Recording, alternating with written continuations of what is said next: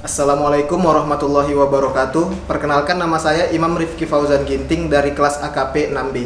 Di sini saya akan melanjutkan hasil presentasi yang telah dilakukan oleh teman saya, dan saya di sini akan membahas tentang audit akun laba dan beban. Jadi pada audit akun laba dan beban, auditor harus menyadari bahwa sebagian besar penggunaan laporan keuangan yang semakin bergantung pada laporan laba rugi daripada neraca. Untuk membuat keputusan, dua konsep dalam audit atas akun laba dan beban akan diperlukan ketika mempertimbangkan tujuan laporan laba rugi. Yang pertama, perbandingan laba dan beban periodik diperlukan untuk menentukan hasil operasi yang tepat.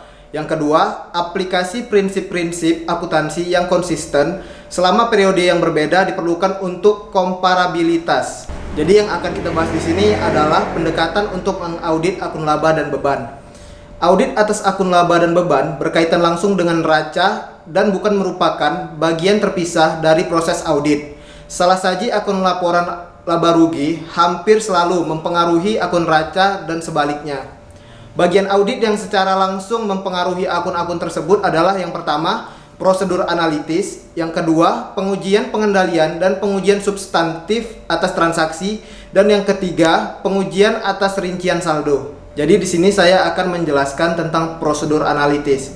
Prosedur analitis harus dianggap sebagai bagian dari pengujian atas kewajaran, penyajian baik akun neraca maupun laporan laba rugi. Terdapat beberapa prosedur analitis yang mungkin terungkap dalam audit atas akun laba dan beban, yaitu yang pertama, membandingkan setiap beban dengan tahun sebelumnya.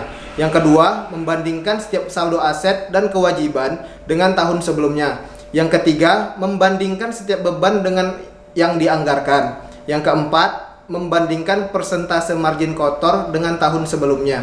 Yang kelima, membandingkan rasio perputaran persediaan dengan tahun sebelumnya. Yang keenam, membandingkan beban asuransi dibayar di muka dengan tahun sebelumnya. Yang ketujuh, membandingkan beban komisi yang dibagi dengan penjualan dengan tahun sebelumnya.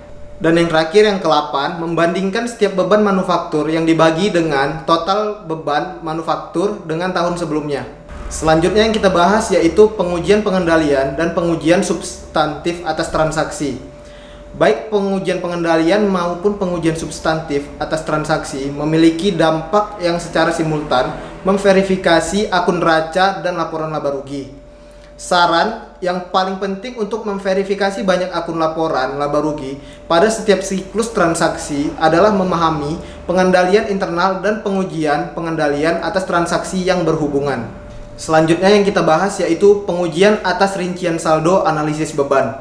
Analisis akun beban melibatkan pemeriksaan auditor terhadap pendokumentasian yang mendasari setiap transaksi dan jumlah yang terdiri dari rincian total akun beban dengan asumsi pengujian pengendalian dan pengujian substantif atas transaksi memberikan hasil yang memuaskan. Umumnya, auditor membatasi analisis beban pada akun dengan kemungkinannya ada salah saji material yang tinggi. Sebagai contoh, akun beban reparasi dan pemeliharaan untuk menentukan apakah mereka telah salah mencantumkan transaksi properti, pabrik, dan peralatan. Yang selanjutnya yaitu pengujian atas rincian saldo akun alokasi. Dalam mengaudit alokasi pengeluaran seperti asuransi dibayar di muka dan overhead manufaktur, dua pertimbangan yang paling penting adalah mengacu pada standar akuntansi dan konsistensi dengan periode sebelumnya. Dua prosedur auditnya adalah pengujian kelayakan secara keseluruhan dengan menggunakan prosedur analitis dan perhitungan ulang hasil klien.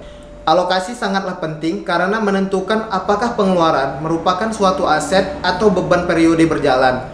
Alokasi beban seperti penyusutan aset tetap dan amortisasi hak cipta akan diperlukan karena umur aset lebih lama dari 1 tahun. Demikianlah presentasi yang telah saya lakukan. Apabila ada kekurangan mohon dimaafkan. Assalamualaikum warahmatullahi wabarakatuh.